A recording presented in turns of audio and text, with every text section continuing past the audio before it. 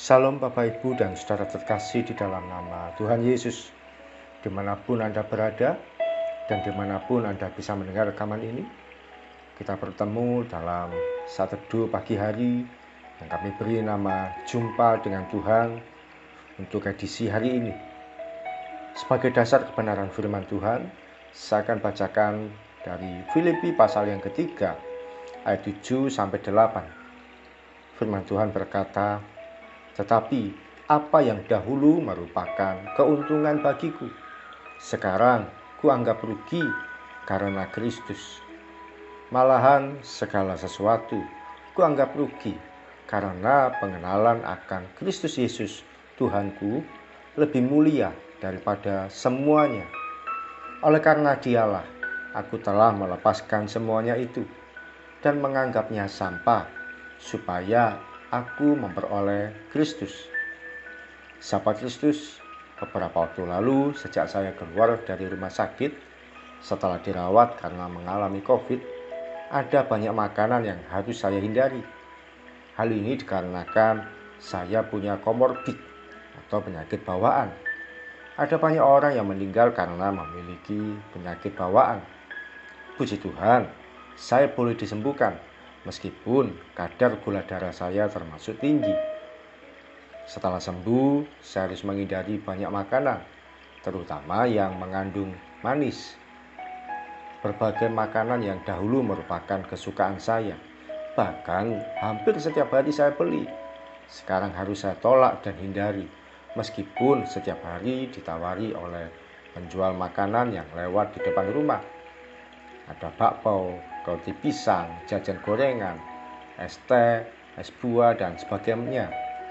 Saya harus berkata tidak terhadap makanan dan minuman tersebut, supaya saya tidak mengalami sakit lagi.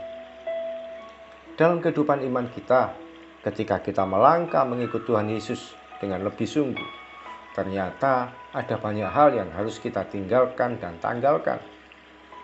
Kalau sebelumnya berkata kasar itu wajar, berbuat dosa itu biasa, berbohong itu hal yang umum, atau menyakiti orang lain itu hal yang lumrah. Ketika kita bertobat, maka banyak hal yang harus kita buang.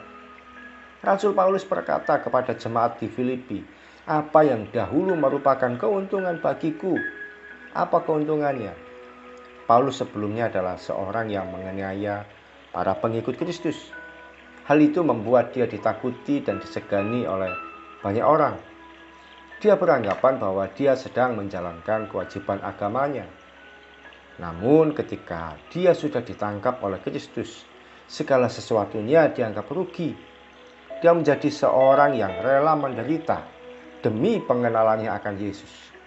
Dia tinggalkan kewibawaannya sebagai seorang yang terpelajar, disegani banyak orang, menjadi seorang hamba yang melayani. Mengikut Kristus itu ada banyak hal yang harus kita tinggalkan. Ada harga yang harus dibayar mahal. Ada kebiasaan yang tidak lagi bisa kita ikuti. Manusia lama yang penuh kedagingan ini harus ditanggalkan.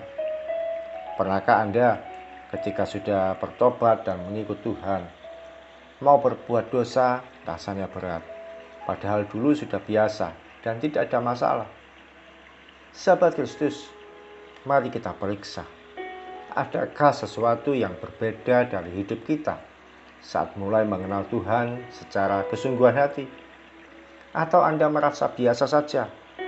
Ketika jalan bersama dengan Tuhan, kita mengenakan pakaian yang baru. Pakaian yang lama sudah semestinya kita buang. Mari kita berjalan mengikut Tuhan Yesus dengan lebih maksimal lagi. Tidak lagi sembarangan dan tidak lagi main-main.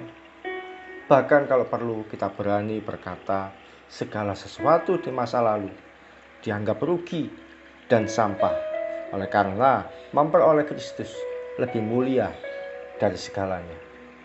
Mari kita datang pada Tuhan. Tuhan Yesus, terima kasih buat firman Tuhan yang kami terima pada pagi hari ini.